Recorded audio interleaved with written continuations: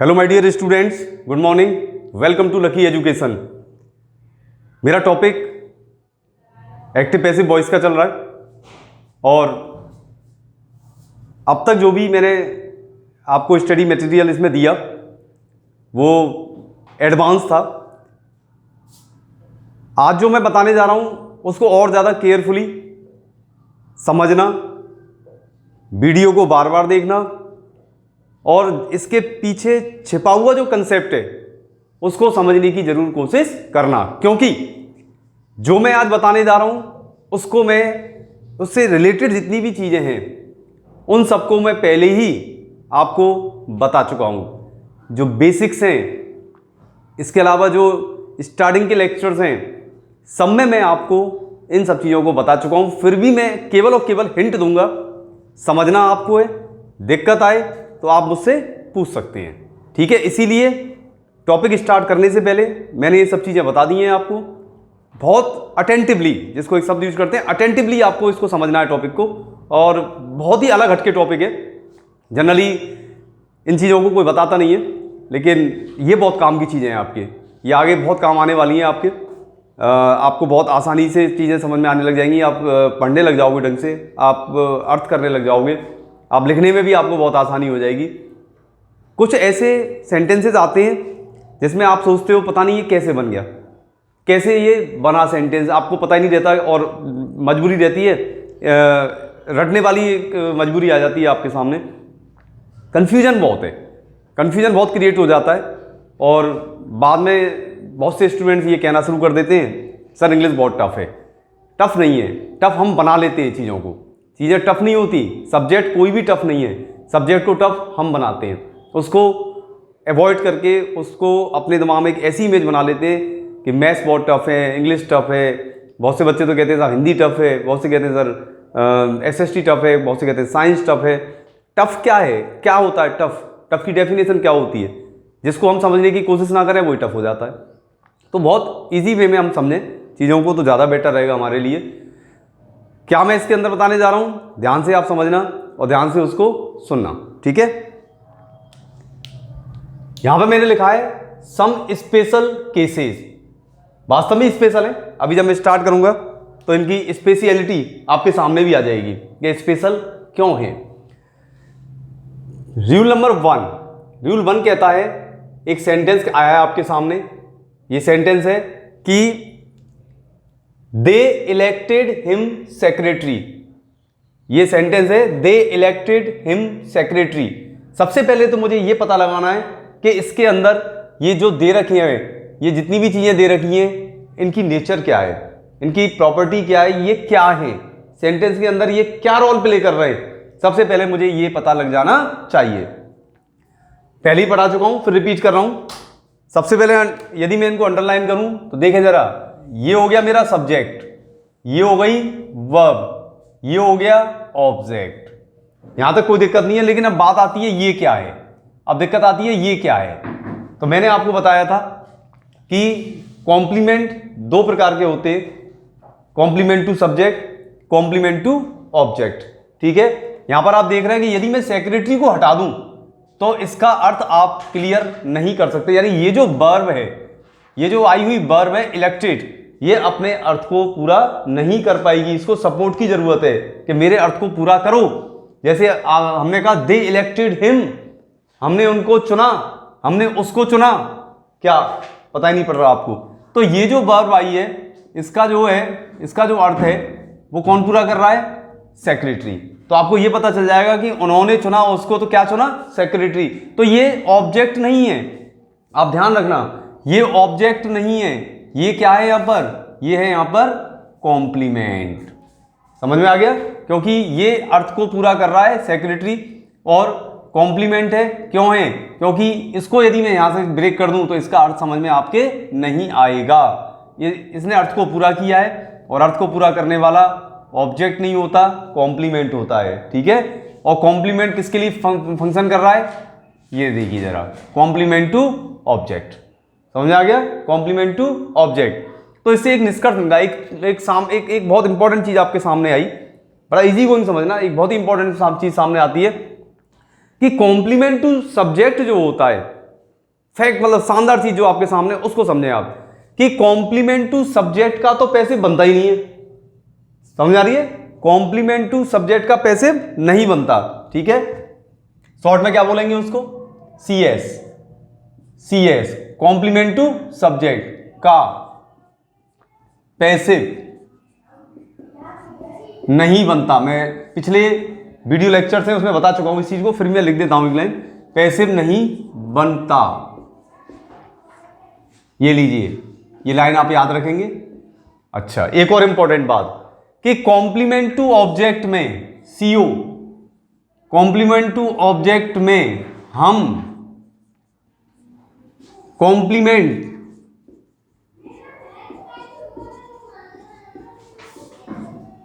को लेकर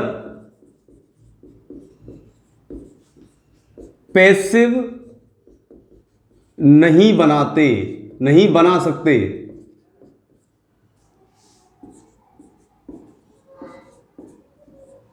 देखिए, दो बहुत इंपॉर्टेंट चीज आपके सामने आ गई। पहला है कॉम्प्लीमेंट टू सब्जेक्ट का हम पैसिव नहीं बना सकते। दूसरी चीज क्या आ गई?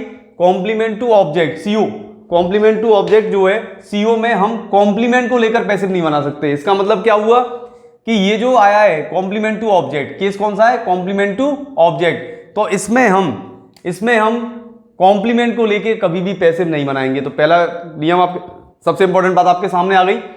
तो इसका पैसिव जब हमें बनाना है, कहने का मतलब है पैसिव हमें जब बनाना होगा तो हम ऑब्जेक्ट को लेकर ही बनाएंगे। हम कॉम्प्लीमेंट को लेके पैसिव नहीं बनाएंगे, ये आपको बात याद रखनी है। तो ये क्या हो गया? सब्जेक्ट, ये वर्ब, और ये क्या हो गया? ऑब्जेक्ट। तो हम ऑब्जेक्ट और कॉम्प्लीमेंट की स्थिति यदि आ जाए सेंटेंस में, तो आपको कॉम्प्लीमेंट को लेके कभी पैसिव नहीं बनाना है। किसको लेके बनाना है? इसको लेके हमेशा आपको पैसिव बनाना है। इंपॉर्टेंट बात जो मैं बोल रहा हूं वो आप बार बार सुन भी सकते हैं ना उसको, इसलिए जो मैं बोलता जा रहा हूं उसको सुनते चलना ध्यान से, ठीक है, और बार बार सुनना है इसको, ठीक है। अब देखें, अब मुझे इसका मान लो पैसिव बनाना है, इसका मुझे पैसिव बनाना है, तो सबसे पहले किसका लेना पड़ेगा मुझे? ऑब्जेक्ट। ऑब्जेक्ट क्या है? हिम का मुझे क्या लेना पड़ेगा? हिम का क्या हो जाएगा? ही। सेकंड फॉर्म है, B2 है, क्या बनाना पड़ेगा? वॉज। He was. आगे क्या हो जाएगा? Elected, third form, he was elected. और आगे क्या लिखना पड़ेगा आपको?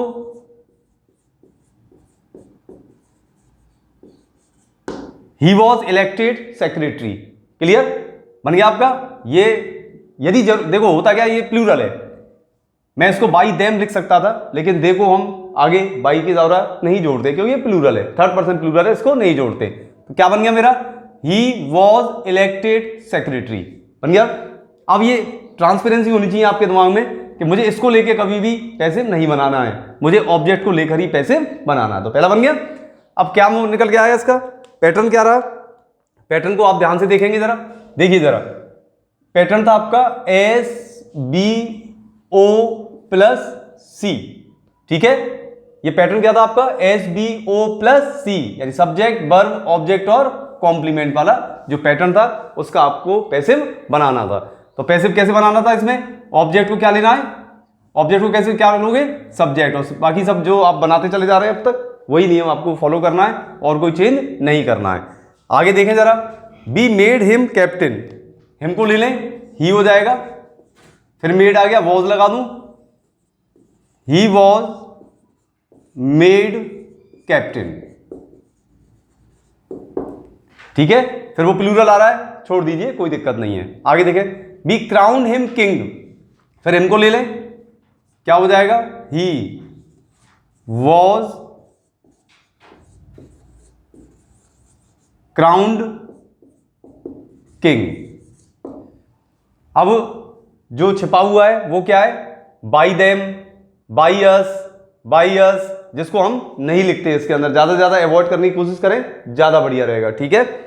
लगा सकते हो, लेकिन उसको हम अवॉइड कर देते हैं, खासकर कि कौन से वाले स्ट्रक्चर में? जब स्ट्रक्चर कौन सा आता है? कॉम्प्लीमेंट वाला आता है, ठीक है ना। उसमें आप ना लिखें क्योंकि पैटर्न मैंने सामने लिख दिया है, SBO + C है। बहुत से बच्चे क्या है, इसको ऑब्जेक्ट मान के सेक्रेटरी से बनाना शुरू कर देते हैं और सब उलझ जाता है मामला, कभी बनेगा ही नहीं, फंस जाओगे बुरी तरीके से। नंबर सेकंड पे आ जाइए जरा, देखें यहां पर number second, they made me laugh, pattern देखें जरा, सबसे पहले इसको वो कर देते हैं। देखो जरा, ये क्या है सब्जेक्ट, ये क्या है वर्ब, ये क्या है ऑब्जेक्ट, ये क्या है, अब बात आ रही है ये क्या है। देखिए जरा आगे देखिए जरा, S plus B plus O plus, ध्यान से देखना, इंफिनिटिव विदाउट टू, ये पैटर्न है इसका, ठीक है। एस बी ओ, ये क्या है इंफिनिटिव विदाउट टू।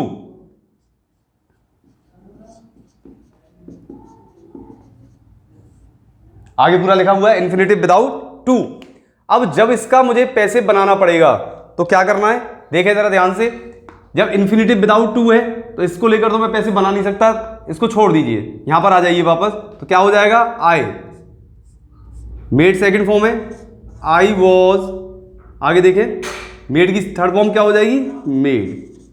अब आता है इंपॉर्टेंट चीज, सबसे इंपॉर्टेंट बात, आई वॉज मेड, आगे देखें वहां तो क्या था विदाउट टू, यहां पर मुझे क्या कर देना है,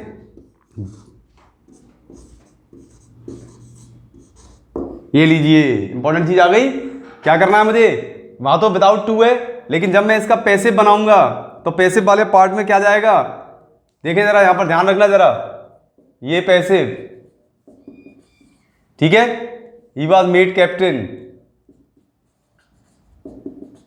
पैसे, ये हो गया आपका, ठीक है। अब यहां पर क्या चीज निकल के आ गई कि ये इंफिनिटिव विदाउट टू है एक्टिव वॉइस में, ये एक्टिव वॉइस वाले चल रहे हैं सब, ठीक है। इसके नीचे पैसिव वॉइस आ रहा है, तो पैसिव वॉइस में क्या चेंज आया, पैसिव वॉइस में I was made to laugh, ये क्या है इसका पैसिव है, ठीक है। मोस्ट इंपॉर्टेंट वो चल रहा है, समझते चलना ध्यान से। क्या चीज निकल के आई कि यदि pattern subject verb object plus infinitive without to हो तो उसका पैसिव इस तरीके से बनेगा, वो किस में कन्वर्ट हो जाता है, इंफिनिटिव विद टू में कन्वर्ट हो जाता है, I was made to laugh, ठीक है।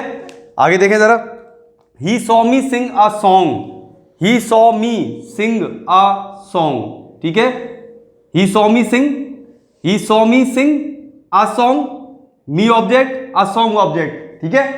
यहां पर आप देख रहे हैं ये इंफिनिटिव विदाउट टू हो गया, ही सॉ मी सिंग, टू सिंग नहीं आ रहा, खाली सिंग है, पैटर्न क्या फॉलो होगा, तो क्या हो गया देखें जरा ध्यान से, सब्जेक्ट वर्ब ऑब्जेक्ट, ये हो गया क्या infinitive without to, a song, फिर एक और ऑब्जेक्ट हो गया, दो ऑब्जेक्ट आ सकते हैं, दो ऑब्जेक्ट आ सकते हैं डी और आईओ, ठीक है। चेंज करना हो उसको जरा ध्यान से देखना जरा, मी का क्या हो जाएगा आई वॉज, ठीक है, आई वॉज क्या हो जाएगा, आगे देखें, I was seen to Singh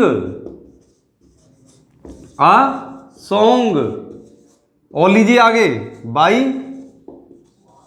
him, आई चीज समझ में है इंपॉर्टेंट, आई यहां तक चीज चलते हैं, I was seen to sing, pattern वो आ रहा है, किस में कन्वर्ट हो जाएगा, इसमें आ जाएगा टू प्लस, देखो इंफिनिटिव विद टू हो गया, sing to sing a song by him.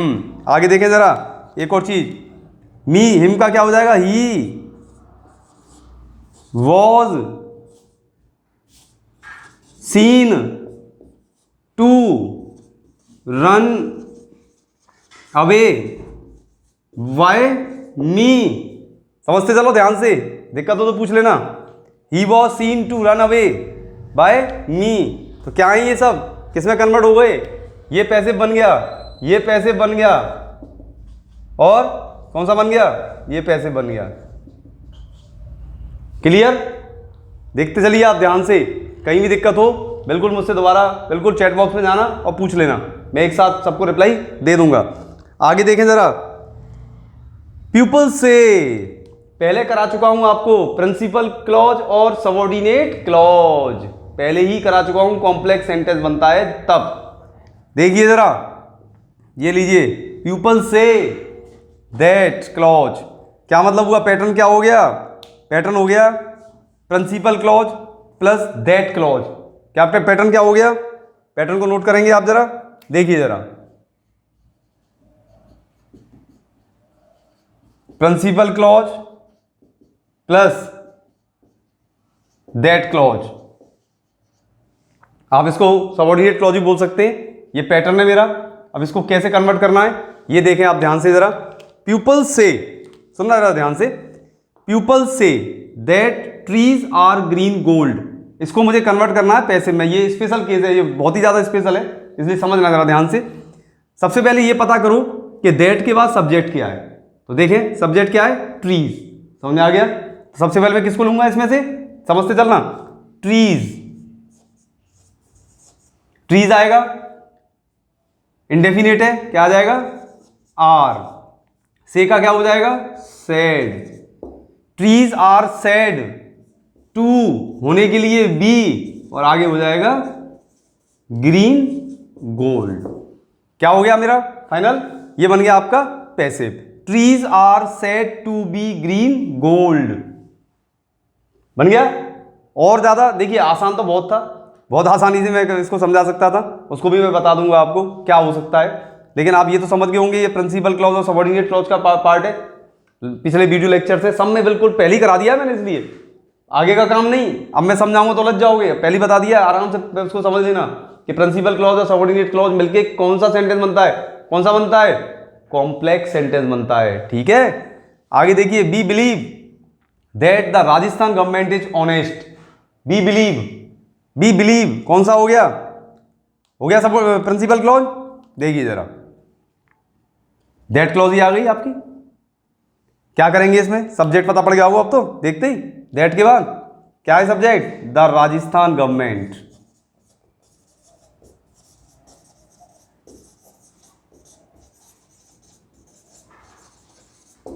The Rajasthan government singular है, क्या लगा दूं, एज। बिलीव का क्या हो जाएगा, believed. The Rajasthan government is believed to B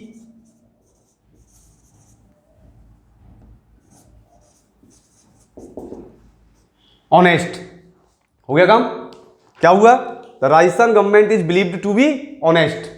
ऐसा माना जाता है कि राजस्थान सरकार कैसी है, ईमानदार है, ऐसा विश्वास किया जाता है। तो इज बिलीव्ड आ गया, नहीं आ गया, पैटर्न फॉलो हो रहा नहीं हो रहा। देखो जरा, इज लगा दिया मैंने, MB3 लगा दी। यहां पर देख ले जरा, ऊपर वाले में देखो जरा, ट्रीज आर सैड, आर लगा दिया, सैड लगा दिया, टू बी ग्रीन गोल्ड। हो गया कन्वर्ट। तो अच्छा, आसान तो बहुत था। आसान कैसे था, आसान होता तो क्या कर लेते अपन, इट इज सैड। हो गया काम, क्या था, it is said that trees are green gold. मेरा तो पैटर्न फॉलो हो गया ना, इट इज सैड हो गया मेरा फाइनल। क्या बन गया ये, इट इज सैड का मतलब क्या है, ऐसा कहा जाता है, लोग कहते हैं ऐसा कहा जाता है, लोग कहते हैं ऐसा कहा जाता है। तो पैसे बन गया ना, कहां दिक्कत है, बहुत आसान है। अब देखिए दो तरीके के एक्सपीरियंसेस होते हैं लाइफ में, इजी और हार्ड। आप कौन सा एक्सपीरियंस चाहते हैं वो आपको देखना है। ये सिंपल है, ये सिंपल है, ठीक है। और ये कौन सी है, ये थोड़ा सा कॉम्प्लिकेटेड है। आपने एक पोइम पढ़ी होगी, the road not taken, 9th में पढ़ी होगी, बस वही देख लेना, उसको ढंग से समझ लेना, उसका वो कहने का मतलब क्या था उसका, वही चीज मैं कराता हूं यहां पर, देख लेना आप ध्यान से। तो ये हो गया, इसको भी आप कर सकते हैं। बी बिलीव का क्या हो जाएगा, इट इज बिलीव्ड, ये लीजिए आसान। दैट आगे आप लिख दो पूरा, जैसा लिखा हुआ पूरा लिख दो, the Rajasthan government is honest. ठीक है, अब आप देखें कि कौन सा पैटर्न आपको फॉलो करना है, किस तरीके से आपको वर्क करना है। ये चीजें ऐसी होती हैं जो बहुत रेयर केसेस में ही मिलती हैं, बहुत रेयर केसेस में टीचर्स इनको पढ़ाते हैं। क्योंकि जब टीचर्स जो भी हैं जब इनको पढ़ाते हैं तो थोड़ा सा बच्चों को ऐसा लगता है कि पता नहीं सर क्या पढ़ा रहे हैं, लेकिन आपको तो आदत पड़ गई है तो आपको दिक्कत नहीं आएगी। थोड़ा सा अपने आप को अपग्रेड करके चलें जिससे कि आगे दिक्कत आपको नहीं आए। तो मेरा पहले लिख दिया था मैंने सम स्पेशल केसेस, ये पहले पढ़ा दिया है मैंने, कॉम्प्लीमेंट का टॉपिक पहले पढ़ा दिया, क्लॉज का पहले पढ़ा दिया, सब पहले एडवांस करा चुका हूँ आपको, तब ये चल रहा है मेरा पूरा टॉपिक। तो मुझे उम्मीद है कि आपको इसको समझने में बिल्कुल भी दिक्कत नहीं आएगी। अच्छा, अब आपको मैं जो आगे बताने जा रहा हूँ उसको जरा ध्यान से समझना, पहले जब तक इसको नोट डाउन कर लें। फिर उसके बाद मैं आगे बताऊंगा आपको। देखिए यहाँ पर कुछ एग्जांपल्स हैं। मैंने आपको एक बात बोली थी कि कुछ ऐसे सेंटेंसेस होते हैं जिनको हम एक्टिव में नहीं लिख पाते हैं और उनको हमारी मजबूरी होती है कि उनको हम पैसिव में ही लिखते हैं और पैसिव में ही उनको बोलना भी पड़ता है। ऐसे ज़्यादा नहीं है, ज़्यादा केसेस नहीं है, जनरली तो एक्टिव मोड में ही ज़्यादा हम चलते हैं, लेकिन कभी कभार ऐसी मजबूरी हो जाती है कि हमें पैसिव में ही बोलना पड़ता है और कुछ चीज़ें पैसिव में ही लिखी हुई भी मिलती हैं और ये ज़रूरी भी है। ये ज़रूरी इसलिए जिससे कि आपसे गलती ना हो। तो मैं लास्ट फाइनली उसमें उसको लेके चल रहा हूँ। मैं इस आपके टॉपिक का लास्ट पार्ट है ये, इसको आप थोड़ा सा समझ लेना ध्यान से, जिससे कि आपके एक विजन क्रिएट होगा मन में कि एक्टिव मोड में हम क्या करते हैं और मजबूरी ऐसी कौन सी होती है जिससे हमें केवल और केवल सेंटेंसेस को पैसिव में ही बनाना होता है। ये एक ट्रांसपेरेंसी आपके दिमाग में आ जाएगी जिससे कि आपका काम बहुत ज़्यादा आसान हो जाएगा और आप मतलब अननेसेसरीली जो पैसिव वॉइस में आप पहुंच जाते हो बोलते हुए लिखते हुए, उसकी आपकी एक बहुत बड़ी जो हेडेक है वो खत्म हो जाएगी। तो देखिए जरा ध्यान से, यहाँ पर देखिए जरा, the girl was failed in the examination, लड़की को परीक्षा में फेल कर दिया गया। अब देखिए जरा, the girl was failed, clear है। अब मुझे एक बात बताइए, लड़की अपने आप फेल हो गई क्या? लड़की अपने आप फेल हो जाएगी क्या? किसी के द्वारा उसको फेल किया जाएगा ना। तो इसको हम पैसिव में ही लिखेंगे, इसको हम पैसिव में ही लिखेंगे क्योंकि लड़की को फेल कर दिया गया। आप बोल रहे हैं, आप जनरल वे में समझा रहे हैं सामने वाले को, अरे उसको तो फेल कर दिया एग्जाम में, तो अपने आप फेल थोड़ी हो गई, किसी ने किया, किसी के द्वारा काम किया गया, तो किस में चले गए हम? पैसिव वॉइस में। तो हमारा अब ये टारगेट होगा कि हम बोलते समय ये डिसाइड कर लें कि क्या इसको एक्टिव में हम बोल सकते थे क्या। लेकिन यहां पर देखिए जरा, एक्टिव में बोलने की गुंजाइश ही नहीं है, हमें पता ही नहीं है। हाँ, फेल कर दिया गया। अब फेल किसी के द्वारा तो किया जाएगा, अपने आप लड़की फेल होगी नहीं, किसी टीचर ने फेल किया होगा, किसी कॉलेज ने, किसी स्कूल ने, किसी ने तो फेल किया होगा, तो हमें उसका पता नहीं है, तो हम पता नहीं कर पा रहे हैं, इसका मतलब किसी के द्वारा काम हुआ है। तो क्या बोला हमने? The girl was failed in the examination. और लीजिए, आपने कहा कुत्ता मार दिया, कुत्ते को मार दिया, द डॉग वॉज किल्ड, कुत्ता अपने आप नहीं मरेगा, ध्यान रखना, अपने आप नहीं मर जाएगा वो, अपने आप कैसे मर जाएगा? द किल्ड सब जब आता है तो मारा जाना होता है ना, किसी के द्वारा मार देना। तो आप क्या कह रहे हैं? The dog was killed.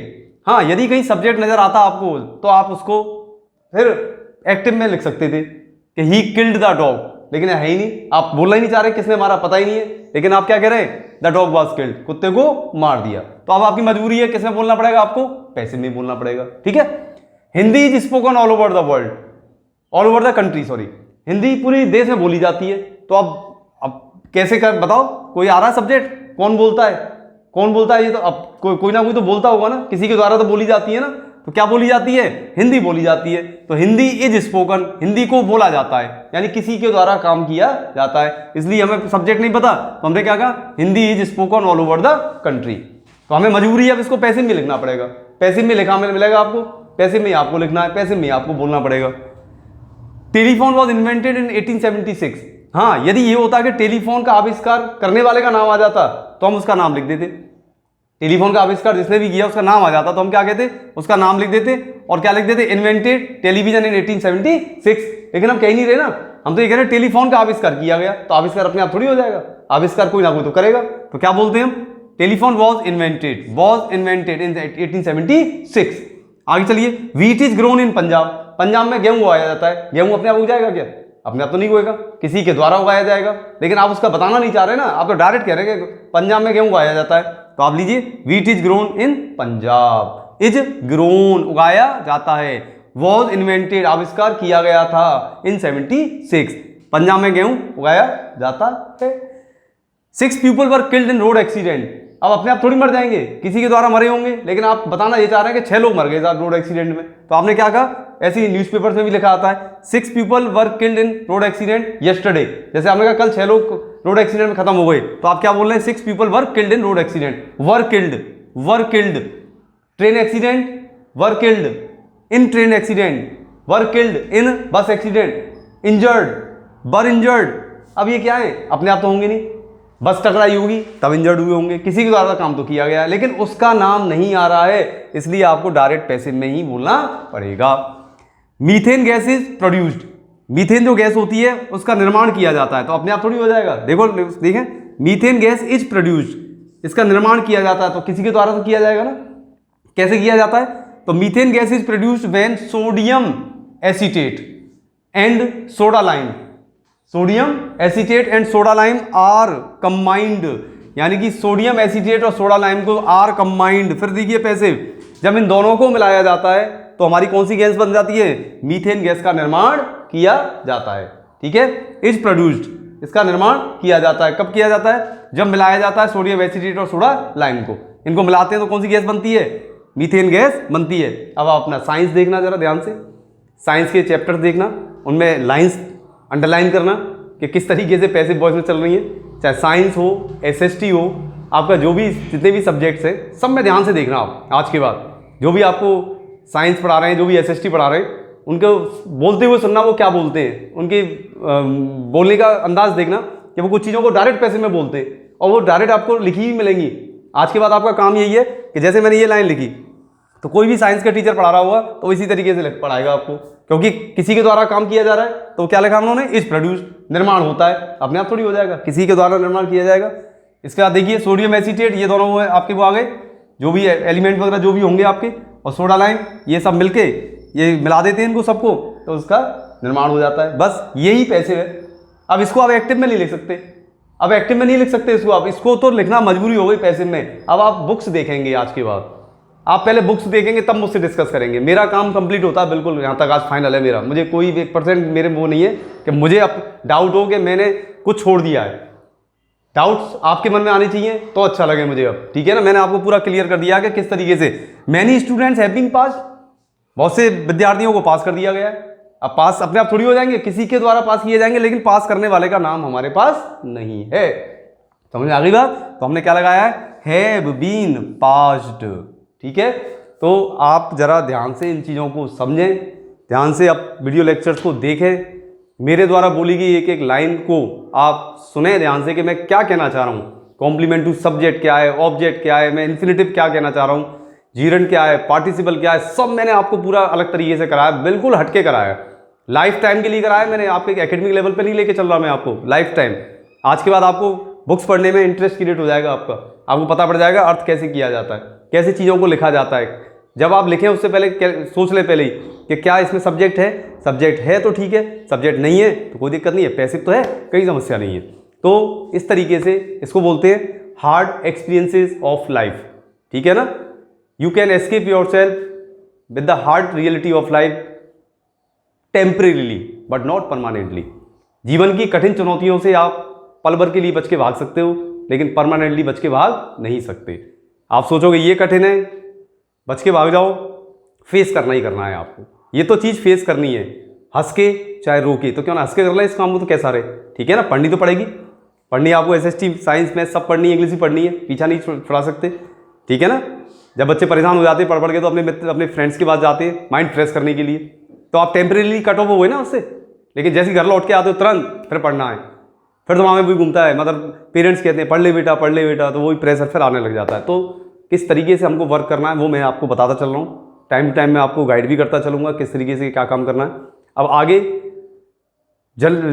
अगले वीडियो लेक्चर में आपकी जो बुक्स हैं दो, तो पहली जो बुक है आपकी गोल्डन रेज, उसका एक चैप्टर आएगा ऑन वायलेंस, हिंसा क्या होती है, तो उसको डिस्क्राइब करेंगे बड़े अच्छे तरीके से आपके लिए। आपके हाथ में आपकी बुक्स होनी चाहिए, आप बुक्स को लेके मेरी एक एक लाइन फॉलो करना, मुँह से बोला गया एक एक शब्द वो करना कि वास्तव में वायलेंस होती क्या, हम क्या मान के चल रहे हैं वायलेंस को, इसमें अंतर क्या है, बेसिक डिफरेंस क्या है। ठीक है, इसी के साथ कंप्लीट कर रहा हूँ अपना टॉपिक यहाँ पर। आप अच्छी तरीके से पढ़ें, घर पर रहें, व्यस्त रखें अपने आप को और इसी तरीके से पढ़ते चलें। Thank you.